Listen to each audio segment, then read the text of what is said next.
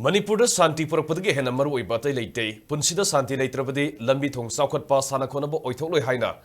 Thong Assembly Constituency MLA Kumungsam Joykisan Fongdokrai.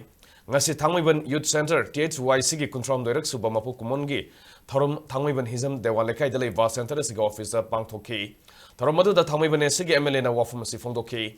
THYC President Longzam Tiken, Special Class Government Contractor Lystrom Sarangazit Film Forum Manipurgi, Hanagi Chairman. Samjat Sabam Mongol Zaumadi, TUC President Pratap Lesang Temsu Tharomadu da Saruyaki.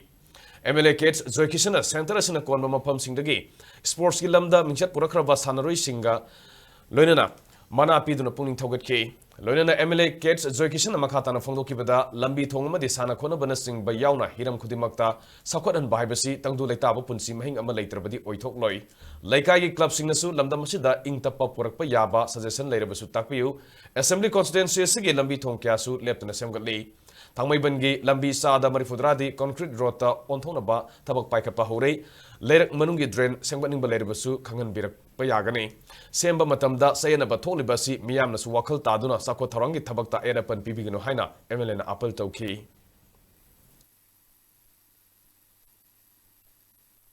Many constituency promote of the coming. A pro the carry son of Oithokloi, Lambi, Dream, Summa the anything must be a on the decision. However, the Lambi Shiva, Aku grade should be was able. The Baki can be the God, the carry can be the God. Grade is more for the Canadian say. May I absolutely never propose to go to the next club.